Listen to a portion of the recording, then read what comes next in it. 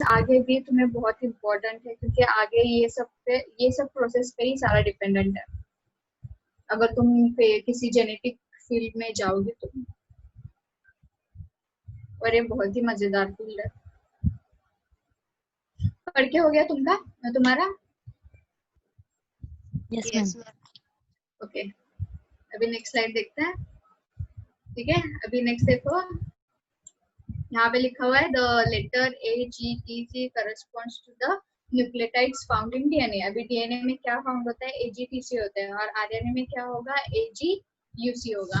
Okay, they are arranged into a codons. जैसे कि मैंने बताया, कोडॉन जो होता है वो ट्रिपलेट होता है, जिसमें 3 बेस पेयर प्रेजेंट होते हैं। Okay, the collection of codons is called as a genetic code.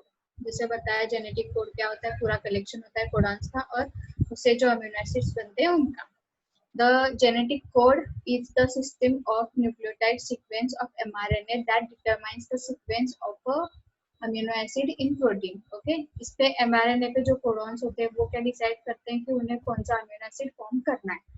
Okay, अगर इनमें एक भी चेंज हो गया तो पूरा सिस्टम चेंज हो जाएगा। ठीक है, ये भी देखेंगे हम लोग बाद में।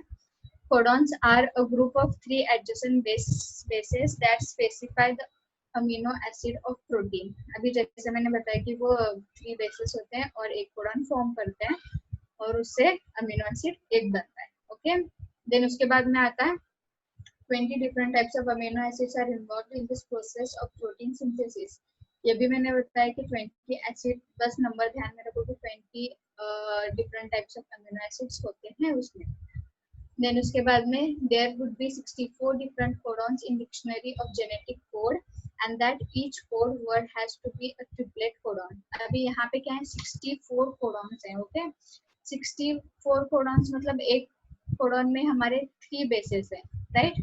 तो ऐसे 3 के पेयर में 64 है कोडॉन्स। ओके, तो इनसे जो अमीनो एसिड्स बनते हैं वो 20 है। ओके, तो अकॉर्डिंगली टू क्रिक, अभी क्रिक पता है तुम्हें? क्रिक ये कौन है? ये अंकल कौन है, बताना जरा। आप लोग जानते हो ना क्रिक अंकल को? पहले हम लोगों ने पढ़ा था कि उन्होंने क्या डिस्कवर किया था? डीएनए। क्या किया था? DNA. DNA, right? Structure of DNA. Okay, तो वॉटसन और क्रिक ने मिलके किया था ना, वो साइंटिस्ट लोगों ने। हाँ।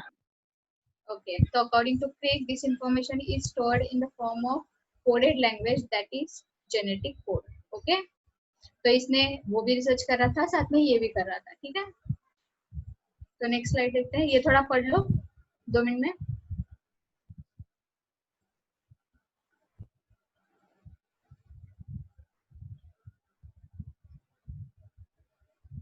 और एक काम करो, मुझे जरा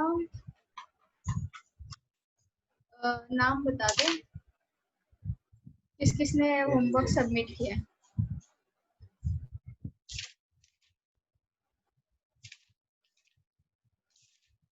ताकि मैं उसमें इजीली देख सकूं। बताओ जल्दी नाम अपने अपने।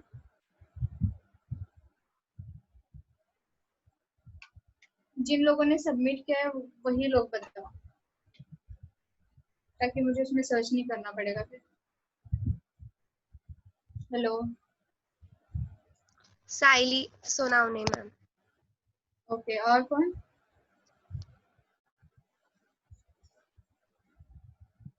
ओके, अनुकूल। और किस किसने किया है? जल्दी बताओ, या फिर अपने वहां पे जो रेज हैंड का बटन होता है वो प्रेस कर दो, तो मुझे समझ में आ जाएगा। 2 ही लोगों ने सबमिट किए हैं, और बाकी सब लोगों ने क्या किया फिर? बताओ जल्दी, आगे भी जाना है हमें, सीखना है इसके आगे बहुत सारा। अगर 2 ही लोगों ने किया है तो मैं 2 ही लोगों का चेक करूंगी, और बाकी सब लोगों को मैं देखूंगी फिर। बताओ जल्दी, किस किस ने किया हुआ है?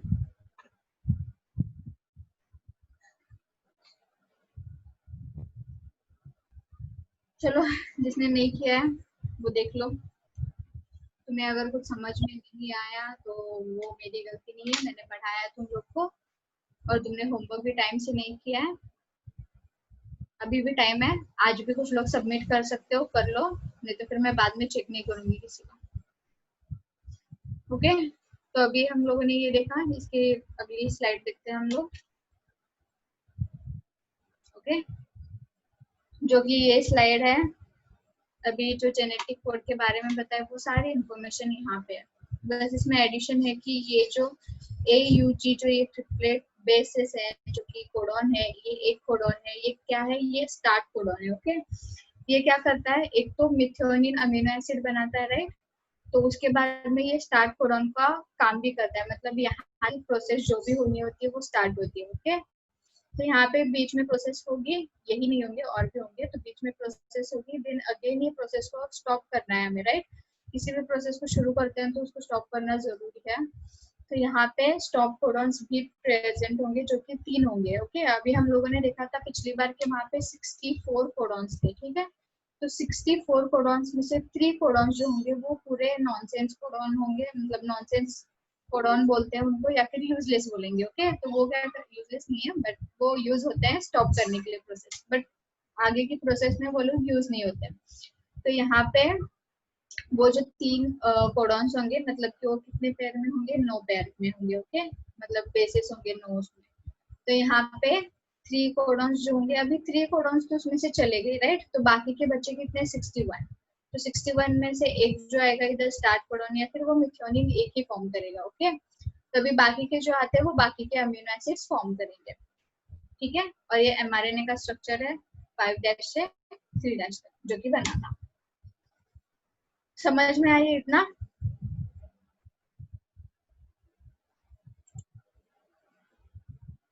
अभी हम लोगों ने जेनेटिक कोड का देखा, यहाँ पे जेनेटिक कोड की थोड़ी सी इंफॉर्मेशन देखी कि क्या होता है वो एग्जैक्टली।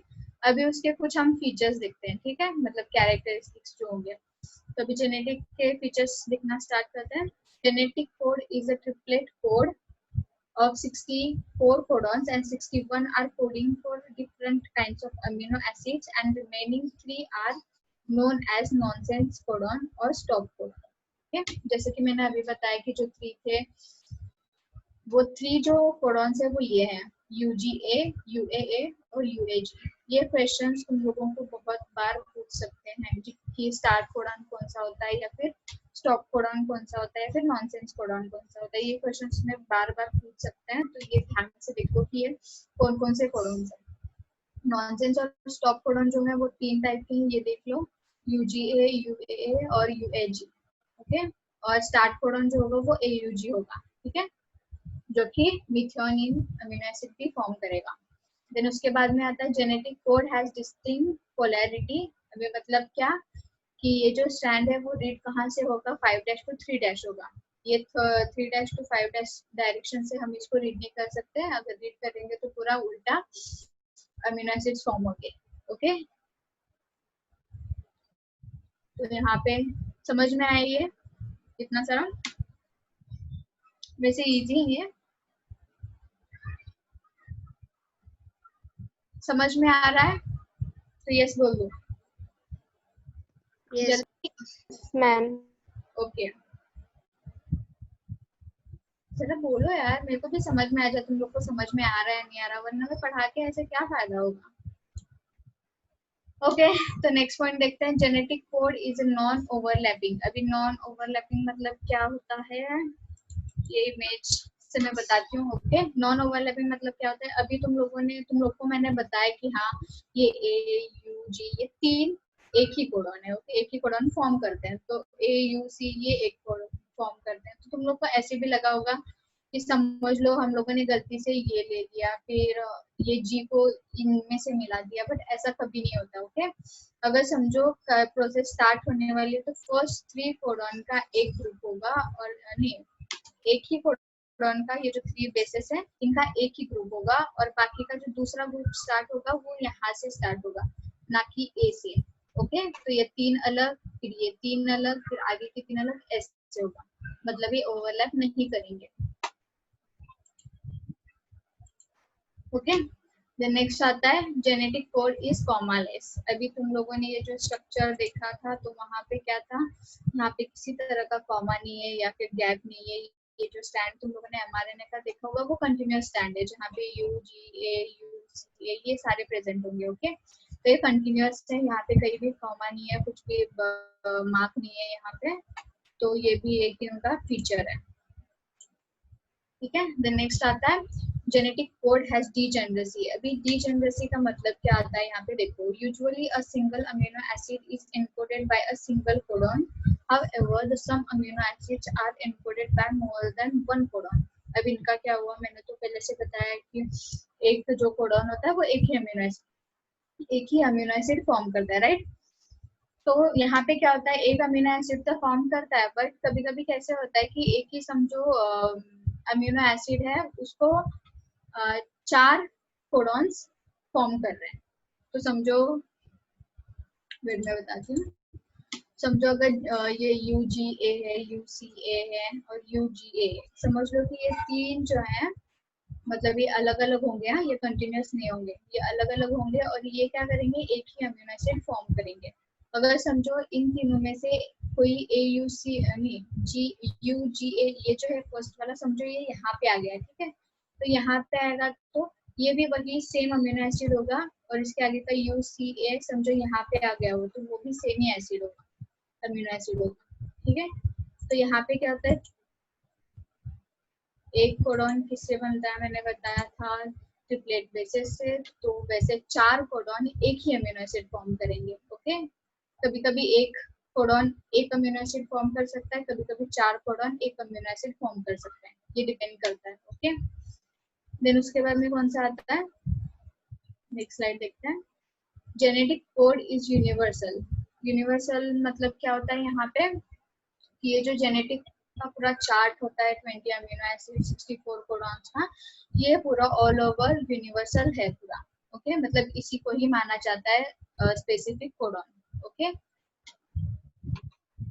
तो यहाँ पे नेक्स्ट पॉइंट आता है genetic code is non ambitious. अभी यहाँ पे क्या होगा, specific amino acid is encoded bye a particular codon, alternately 2 different amino acids will never be coded by a same codon. अभी इसका मतलब क्या हुआ, ये थोड़ा कंफ्यूजिंग है। तो यहाँ पे क्या होता है कि एक ही जो समझो AUG है, जो मैंने बताया कि मिथ्योनिन के लिए होता है, तो AUG मिथ्योनिन के लिए है तो वो कोई और अमीनो एसिड फॉर्म नहीं करेगा। ओके, या फिर ऐसा नहीं होगा कि एक कोडॉन है और वो 2 अमीनो एसिड्स फॉर्म कर रहा है। ओके, जो एक कोडॉन है उसको वही अमीनो एसिड चाहिए और वो वही फॉर्म करेगा, उसको छोड़ के वो बिल्कुल तैयार नहीं होता कि हाँ मैं एक दूसरा भी अमीनो एसिड कर लूंगा। ओके, तो ये अपना अपना जिद्दीपन दिखाता है। ओके, तो वहां पे ये अपना एक ही अमीनो एसिड जो वही कोडॉन का है तो वही फॉर्म करेगा, वो किसी दूसरे अमीनो एसिड की तरफ फॉर्म करने नहीं जाएगा। ओके, इसकी आवाज आ रही है ये, अगर बोलना है तो यस बोलो, समझ में आया, नहीं समझ में आया बाकी की चीजें मत बोलो।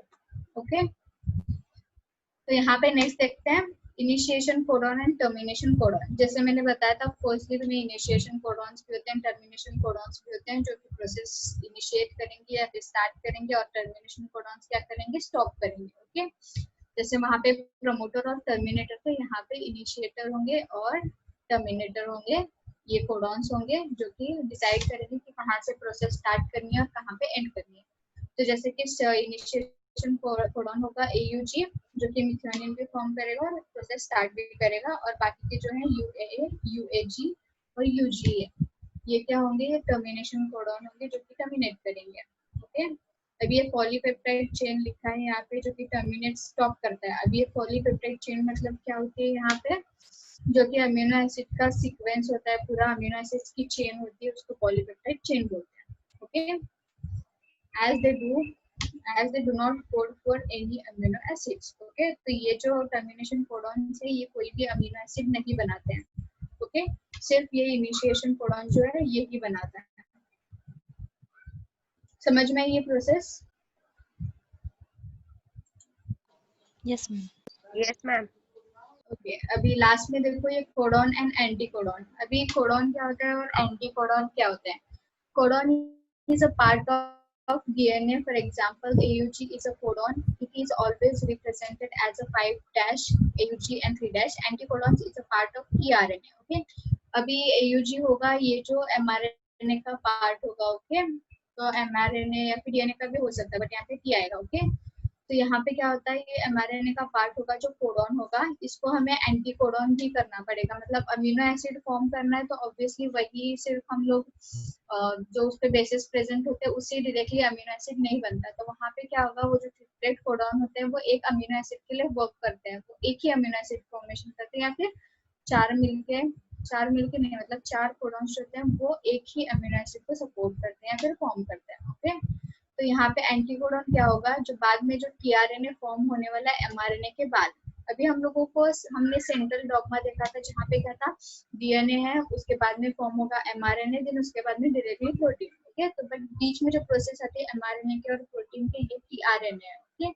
टीआरएनए क्या करता है, ये कोड उसको ट्रांसफर करना पड़ता है ताकि वो अमीनो एसिड बना सके. तो वहाँ पे इसका सीक्वेंस उसको कॉपी करना भी जरूरी है, और उसके अकॉर्डिंगली वो देखेगा कि हाँ, ये अगर सीक्वेंसेस ने ट्रिपलेट कोडॉन बनाया तो ये कौन से अमीनो एसिड का है. ओके. तो ये कौन करेगा, ये टीआरएनए करेगा. ठीक है. तो यहाँ पे एंटी कोडॉन क्यों करेगा, मतलब एमआरएनए का जो है वो सेम कॉपी करेगा. ओके. तो यहाँ पे टीआरएनए पे वो भी सीक्वेंस प्रेजेंट होगा जो कि अकॉर्डिंग टू यूरासिल के टाइप में होगा. एटीजी नहीं होगा, वो एयूजी ही होगा. ओके. तो यहाँ पे एंटीकोडॉन मतलब क्या, टीआरएनए पे जो फॉर्म होते हैं एमआरएनए को कॉपी करके. ठीक है. उसके बाद में ये सारी प्रोसेस समझ में आई तुम्हें. अभी ये देखो यहाँ पे चार्ट है पूरा. ये चार्ट किसका, जेनेटिक कोड्स का. अभी तुम लोग को यहाँ पे दिख रहे होंगे अलग अलग ट्रिपलेट बेसिस. यहाँ पे देखो यू है जो कि फिनाइलानाइन करता है, यहाँ पे यूसीयू है जो सेरीन करता है, यहाँ पे ग्लूटामाइन है, यहाँ पे मिथ्योनिन है, देखो एयूजी, यहाँ पे स्टार्ट भी लिखा हुआ है. ठीक है. और यहाँ पे जहाँ पे स्टॉप कोडॉन से वहाँ पे स्टॉप भी लिखा हुआ है. ये कौन से अमीनो एसिड कोई भी नहीं बनाता. ठीक है. और यहाँ पे इनका कॉम्बिनेशन कैसा है वो भी लिखा हुआ है. यहाँ का जो फर्स्ट बेस होगा ये यू यहाँ का होगा, ये सेकेंड बेस होगा ये यू यहाँ का होगा, और थर्ड बेस का जो होगा ये यू यहाँ का होगा. ऐसे मिलके ये सारे अमीनो एसिड्स बने हुए हैं. तो देखोगे यहाँ पे दिख रहा है क्या, मैंने बोला था तुम लोग को कि कभी कभी 4 कोडॉन मिलके भी एक अमीनो एसिड फॉर्म कर सकते हैं. राइट. तो यहाँ पे समझो अगर ये सीक्वेंस होगा तो ये एलानाइन फॉर्म करेगा, फिर बाद में जीसीसी, ये अगर भी सीक्वेंस कहीं बीच में होगा तो ये भी सेम अमीनो एसिड फॉर्म करेगा. ठीक है. यहाँ पे भी देखो कि ये 2 अलग अलग कोडॉन्स हैं, बट ये फॉर्म क्या कर रहा है, अर्जिनाइन फॉर्म कर रहा है. ओके. तो ये सारे हैं. समझ में आया ये. Hello. Yes, ma'am. Yes, ma'am. सारे एक बार जरा देख लो, 1 मिनट को इसके थोड़े कैरेक्टरिस्टिक्स देख लो ताकि तुम्हें आगे के प्रोसेस अच्छे से समझ में आ जाए. ये होते ही मुझे बता देना, फिर मैं नेक्स्ट करती हूँ play.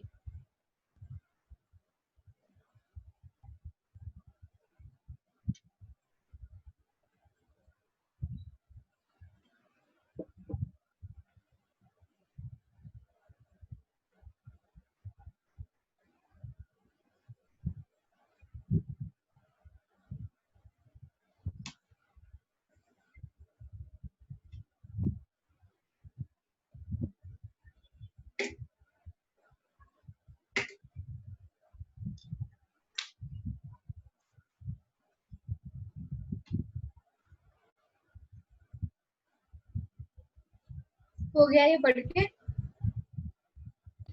Yes, ma'am. Yes, ma'am. Okay. अब ये नेक्स्ट देख लो, इसके प्रॉपर्टीज अच्छे से देख लो, इसके फीचर्स क्या क्या हैं, ये तुम्हें आगे ध्यान में रखना है पूरे.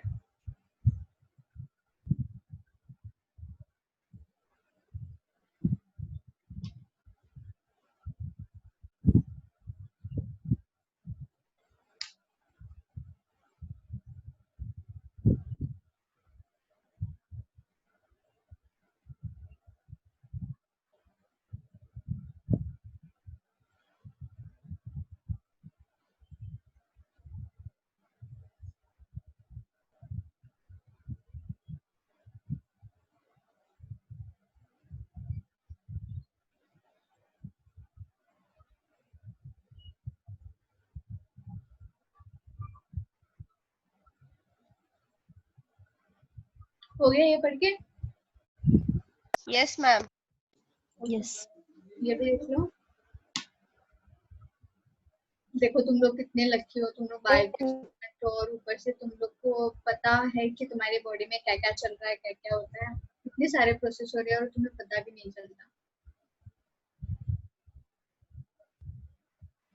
बाकी अगर तुम लोग देखोगे तो बाकी लोगों उनको तो पता भी नहीं होता उनकी बॉडी में क्या चल रहा है एग्जैक्टली, किसकी कमी है, कौन सा कंटेंट ज्यादा हो रहा है। हाँ मैम। अच्छा ये पढ़ के हो गया? ये बहुत इजी है।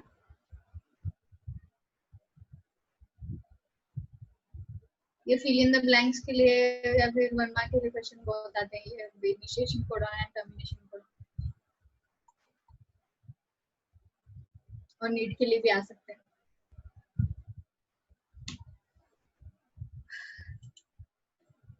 ये पढ़ लो, ये बहुत ही शॉर्ट है।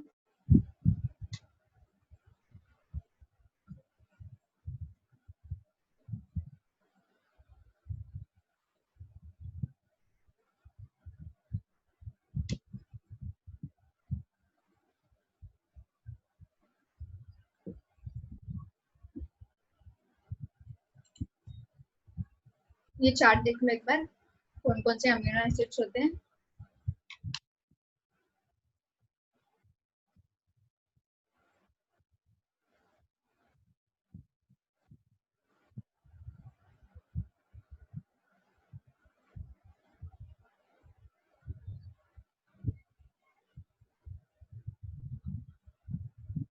देखो टोटली 20 अमीनो एसिड्स हैं कि नहीं है, क्या पता मैंने तुम लोगों से झूठ बोला।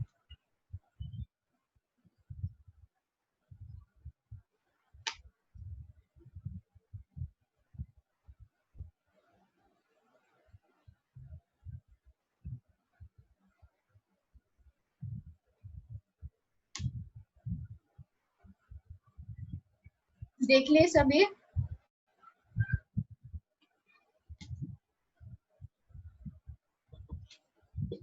Yes, ma'am. ओके चलो अभी नेक्स्ट पॉइंट देखते हैं, कौन सा है, म्यूटेशन। ओके ये बहुत ही इंटरेस्टिंग टॉपिक है। म्यूटेशन तुम लोगों ने पहले भी मे बी सुना होगा, मे बी नहीं सुना होगा, ठीक है। तुम लोगों ने जेनेटिक एबनॉर्मलिटी सुनी है कभी, जो कि हमारे जीन में चेंज होने की वजह से होती है? किसी ने सुना है क्या म्यूटेशन? नहीं मैम। ओके तो म्यूटेशन का मतलब क्या होता है एग्जैक्टली देखते हैं। It results in alteration in DNA sequence and consequently results in a changes in genotype and phenotype of organism। अभी ये क्या है एग्जैक्टली कि इसमें क्या होता है म्यूटेशन में? अभी हम लोगों को पता है कि हाँ सारी प्रोसेस अच्छे से चलती रहती है, सब अपना काम कर रहे होते हैं, ये एमआरएनए दे रहा होता है, टीआरएनए ट्रांसफर कर रहा होता है, ये सब ठीक है ओके। बट अगर कभी गलती से समझो कि वो जो मैंने तुम्हें वो जो एमआरएनए मैंने तुम्हें दिखाया था पूरा स्ट्रैंड जो था, तो उसमें समझो कहीं CAG है समझो, ठीक है। तो इसकी जगह पे समझो यहाँ पे CA P आ गया या फिर कुछ और आ गया सडनली, ठीक है। तो वो क्या होगा, वो पूरा जेनेटिक इंफॉर्मेशन उसका चेंज करेगा, आगे वही वो पास होगा, फिर उसके बाद में उसमें चेंजेस होंगे। अब वो चेंजेस क्या होंगे, जेनेटिक, अगर उसका जेनेटिक इंफॉर्मेशन पूरा चेंज हो जाता है राइट, तो उसके बाद में उसका जीनोटाइप भी चेंज होगा और फिनोटाइप भी होगा। अभी जीनोटाइप और फिनोटाइप क्या होता है तुम लोग को पता है? हो गया होगा शायद से तुमको, किसी को पता है जीनोटाइप और फिनोटाइप क्या होता है? बताओ जल्दी, पता है तो बताओ, नहीं पता है तो मैं बताती हूँ।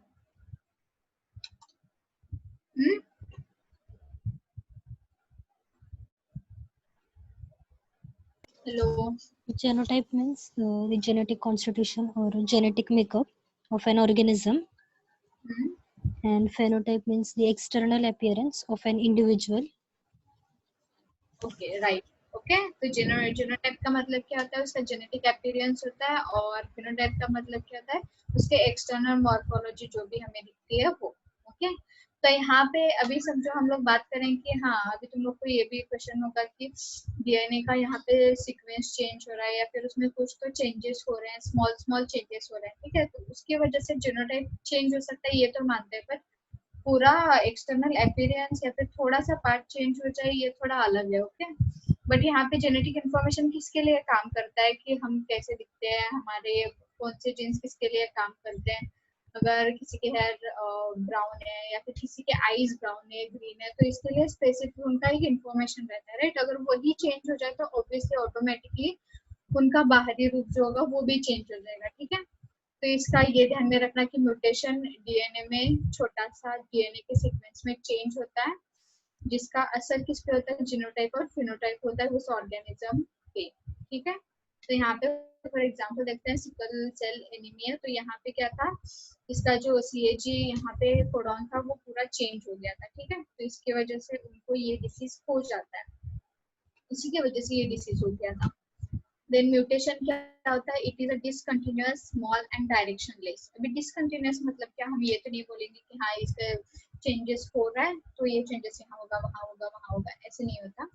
ये क्या होगा, यहाँ पे डिसकंटिन्यूअस का मतलब होता है कि समझो अगर कोई तो एक डिसीज है जो कि हमारे दादा को हो गया है समझ लो, ठीक है, तो वो हमारे में आ सकता है या फिर नहीं भी आ सकता, वो डिपेंड करता है कि वो एक्सप्रेस होगा नहीं होगा, ओके। बट ये डिसकंटिन्यूअस है क्योंकि ये दादाजी में होगा तो समझो उसके बेटे में नहीं हो सकता, फिर आगे की जो जनरेशन होगी मे भी उसमें आ सकता है, या फिर उसके आगे 4-5 जनरेशन चली जाए फिर भी नहीं आएगा, बट कहीं एक इंसान को वो जरूर आएगा, ठीक है, क्योंकि वहां पे वो इन्फॉर्मेशन प्रेजेंट है और वो एक ना एक बार तो एक्सप्रेस होती रही, ठीक है।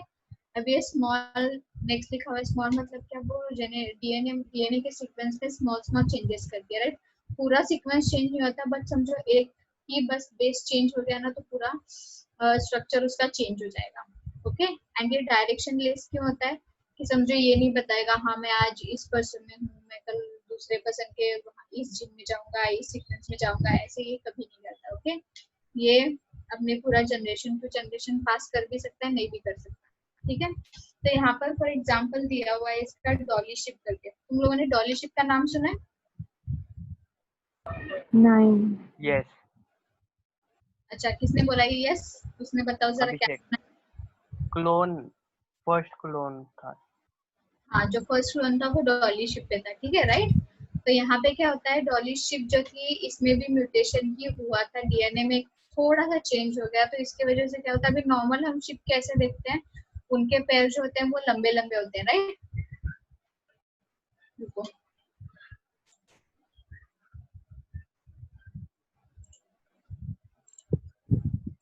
ठीक है, यहाँ पे बता रही हूँ, मैं पूरी शिप नहीं बनाऊंगी क्योंकि मुझे नहीं आती है, जो भी बनाऊंगी उसको देख के समझ लेना, और इतना टाइम भी नहीं है कि मैं पूरा शिप बनाऊँ, ठीक है। तो यहाँ पे नॉर्मल शिप हम देखते हैं तो वो कैसे होगा, उसके पैर ऐसे पूरे लंबे लंबे होते हैं, राइट। समझो ये नॉर्मल शिप के पैर है। अभी डॉली शिप के पैर कैसे हो गए थे पता है, ये समझो इसके पैर इतने छोटे से रह गए थे क्योंकि उसके डीएनए में चेंजेस हो गए थे, ठीक है। इस डॉली शिप को किसी ने देखा हुआ है?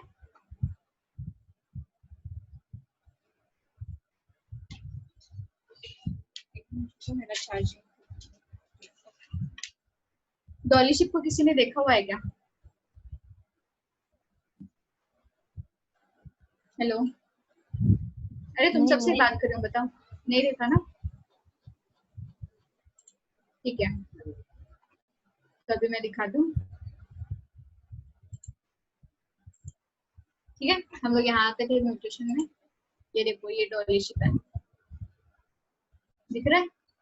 यहाँ पे शिप के नॉर्मल पैर कैसे थे, ऐसे बड़े बड़े थे, बट म्यूटेशन होने के कारण या फिर उसके डीएनए के सीक्वेंस में थोड़ा सा चेंज होने के कारण क्या हुआ था, इसका पैर ऐसे छोटे छोटे बन गए थे, ओके। तुम लोग को जिराफ पता है? हाँ। Yes, ma'am. ओके, तो जिराफ हम लोगों की नजर में कैसा होता है, ऊंचा होता है बहुत, उसकी गर्दन बहुत ही ज्यादा लंबी होती है, राइट, और वो हाँ। आसानी से खाना वो सब खा सकता है, तो पहले क्या था, पहले छोटे छोटे जिराफ थे, मतलब उसको सीधा वो खाना भी नहीं खा सकता था, इतने छोटे छोटे जिराफ थे। बाद में उनके जीन में क्या हुआ, म्यूटेशन हुआ, तो उसके बाद में सडनली उसका एक्सटर्नल अपीयरेंस चेंज हो गया और उसकी गर्दन पूरी लंबी हो गई। तो वो जो छोटे छोटे थे उनको इतना खाना नहीं मिलता था, तो वो लोग पूरे डिसअपियर हो गए। ओके, तो अभी जो ये बड़े बड़े वो जिराफ अभी हमारे यहाँ पे जिंदा है। ठीक है, समझ में आया ये म्यूटेशन क्या होता है? Yes, ma'am. Yes, ma'am. Yes, ma'am. तो अभी यहाँ पे देखेंगे tRNA the adapter molecule. Okay, अभी हम लोग पहले से बोल रहे हैं कि टीआरएनए ट्रांसफर करता है, बट एग्जैक्टली कैसे करता है, क्या करता है, ये सब लोग हम अभी देखेंगे। ठीक है, तो यहाँ पे बेसिकली थोड़ा सा टीआरएनए का स्ट्रक्चर होगा जो कि मैं बताऊंगी यहाँ पे। ठीक है, तो tRNA stands for transfer RNA. Okay, तो टीआरएनए ऑब्वियसली इसका फुल फॉर्म है ट्रांसफर आरएनए, तो ये ट्रांसफर ही करेगा। It is also known as a soluble RNA और अडेप्टर आरएनए। इसको सोल्यूबल आरएनए बोलेंगे या फिर अडेप्टर आरएनए भी बोल सकते हैं। ये सारे अल्टरनेटिव नेम्स हैं और कुछ कुछ नेम बहुत सारे डिफिकल्ट रखे हुए हैं ताकि हमारे बायोलॉजी में भी कोई भरकम भारी वर्ड्स हो। तो it acts as a carrier of amino acids during the protein synthesis. अभी ये क्या फंक्शन करता है, ये अमीनो एसिड्स को कैरी करता है जो है एमआरएनए से कॉपी करके बनाएगा बाद में। ठीक है, मतलब एमआरएनए का जो सीक्वेंस है वो रीड करेगा और रीड करके वो किसका है वो अमीनो एसिड बनाएगा वहाँ पे।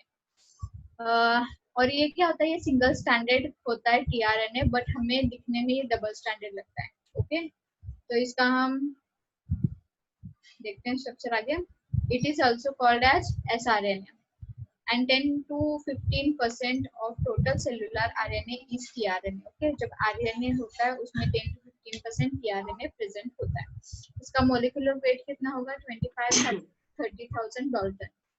Robert Foley proposed cloverleaf model for the first time in 1968.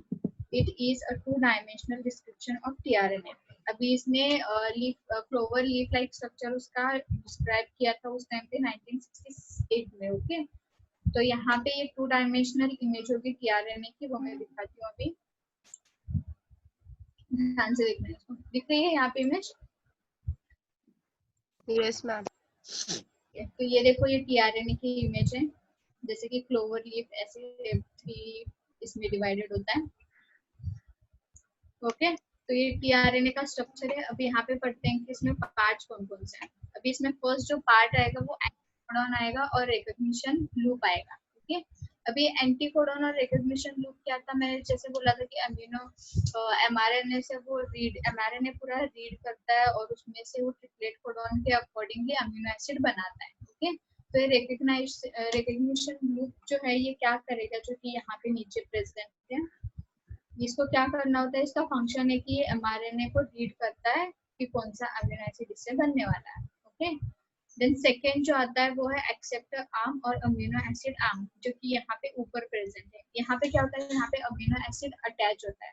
Okay, मैं ये प्रोसेस आगे पूरी एक्सप्लेन करूंगी। देन डीएचयू जो होता है डायहाइड्रोयूरिडीन लूप, जो कि यहाँ पे प्रेजेंट है। यहाँ पे क्या होता है, एक स्पेसिफिक एंजाइम होता है जो कि क्या करता है, डिटेक्ट करता है कि हाँ यही अमीनो एसिड है, तो वो अमीनो एसिड वहाँ पे होता है और नीचे पे उसके एक साइट होती है जहाँ पे टीआरएनए का ये सेक्शन आता है और वो एंजाइम में जो अमीनो एसिड होता है वो बाद में अटैच होता है इधर को 3' को। ओके, तो यहाँ पे एक अमीनो एसिड हमारा बन गया। तो यहाँ पे which forms amino acids after recognition site for the attachment of a, ये भी मैंने वही बताया था और ये बाद में उसके बाद में बताया था। अभी थायमिन और सिडोयूरिडिन साइटोसिन, अब ये क्या है, यहाँ पे टी दिख रहा है और यहाँ पे एक साइन है छोटा सा डब्ल्यू और बीच में लाइन है और यहाँ पे सी है। अभी T stands for thymine and C stands for cytosine. अब ये बीच में का जो साइन है वो क्या होगा, सिडोयूरिडिन होगा। Okay, and it contains ribosome recognition site. अभी ये क्या करेगा, राइबोसोम को रिकॉग्नाइज करेगा। ओके, तो ये सारे इसके पार्ट्स हैं, क्या क्या करते हैं एग्जैक्टली ये जब हम ट्रांसलेशन प्रोसेस देखेंगे तब देखेंगे कि इसमें कौन सा पार्ट कैसे वर्क करता है। यहाँ तक समझ में आया? ये एंटीकोडॉन यहाँ पे हमारे ने रीड करता है, यहाँ पे एक एंजाइम होता है जो कि अमीनो एसिड बनाता है और यहाँ पे अमीनो एसिड एक्चुअली अटैच होते हैं बाद में वो ट्रांसफर करने के लिए प्रोटीन बनने के लिए। इतना समझ में आई डायग्राम से? Yes, ma'am. Yes, ma'am. ये थोड़ा सा रीड कर लो।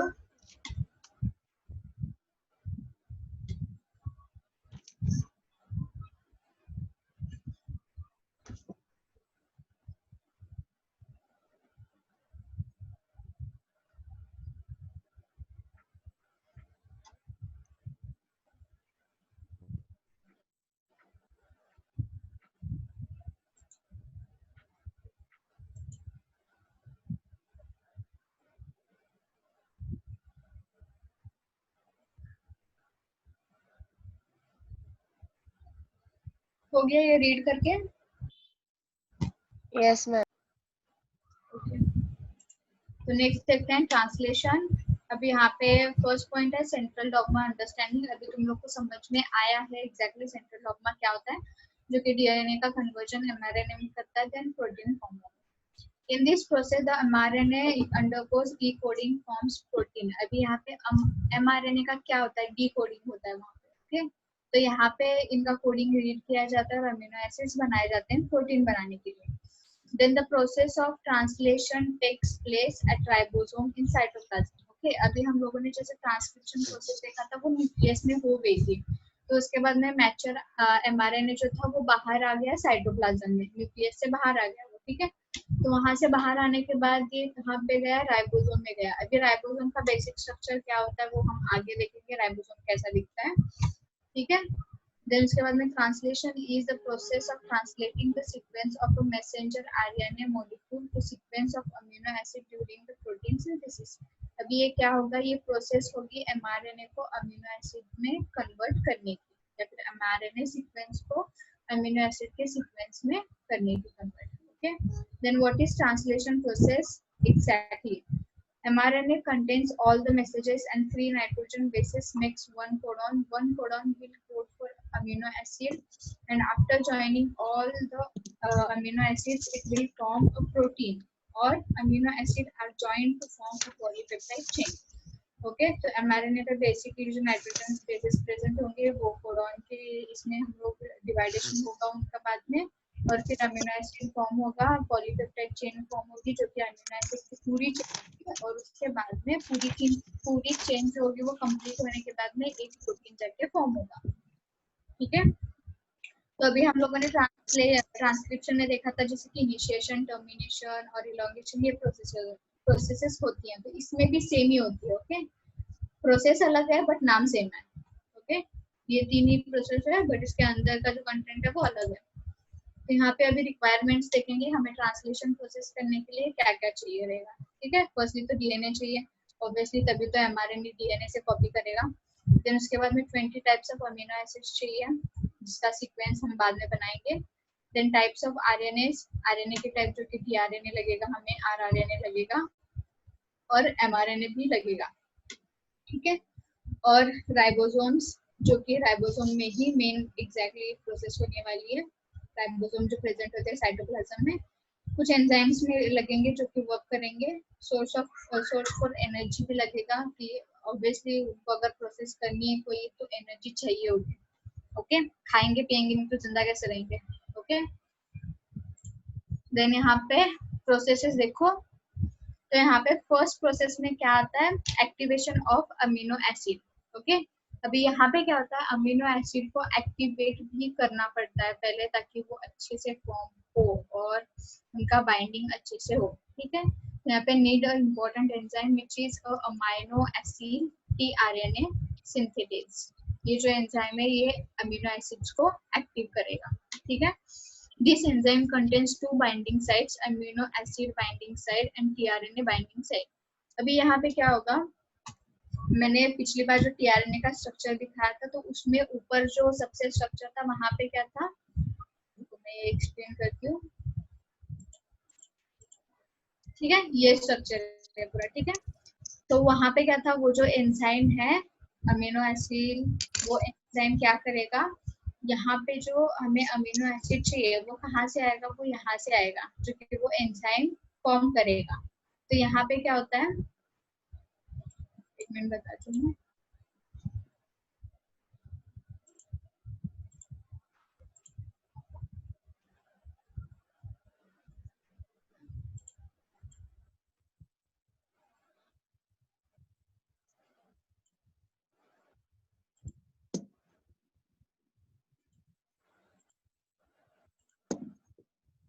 ओके, एग्जैक्टली कैसे होता है समझो।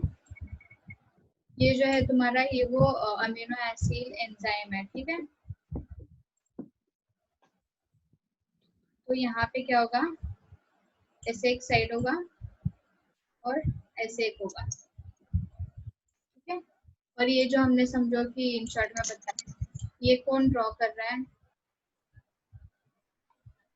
तो यहाँ पे जो होगा, यहाँ पे एक हमें यहाँ पे जैसे बताइए ये एंजाइम है समझो, ठीक है। ओके, तो ये एंजाइम होगा, तो यहाँ पे क्या होगा, यहाँ पे वो सीक्वेंस रीड करके यहाँ पे अमीनो एसिड बनाएगा, ठीक है। फिर बाद में इसको एक्टिव करने के लिए क्या करना पड़ेगा, इसको टीआरएनए पे लेके जाना पड़ेगा। तो ये क्या करेगा, ये अमीनो एसिड और यहाँ पे जो ये खाली सा एम्प्टी सा प्लेस है, वो यहाँ का जो है यहाँ पे जाके चला जाएगा वो टाइम, और ये अमीनो एसिड यहाँ पे 3 डैश पे आ जाएगा। ओके, ऐसे फॉर्मेशन होगी इसकी। समझ में आएगा थोड़ा सा कुछ तो? Yes ma'am. Yes, ma'am. Okay, तो नेक्स्ट देखते हैं।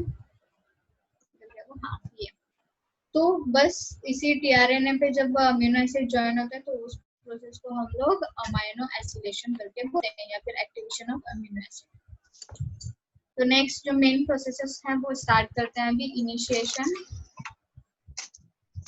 ये जो सारी प्रोसेस है ये हम कल देखेंगे, ठीक है। तो कितना सोचो कि क्या होता होगा और थोड़ा बहुत पढ़ लो उसके बारे में। ये मेन जो प्रोसेस है ये बहुत बड़ी है, हम लोग कल देखेंगे, ठीक है। Okay ma'am. ओके, ये सब समझ में आया ना तुम लोग को अच्छे से? Yes, ma'am. में कोई भी डाउट्स हो तो अभी लिख लो या फिर कल भी पूछ सकते हो मुझे, ठीक है। हाँ। ओके, चलो bye, take care. Bye. Corona virus में बाहर मत निकलो। Okay, ma'am. ओके, चलो bye. Bye, ma'am. Thank you, ma'am. Bye. You're welcome. Bye. Bye.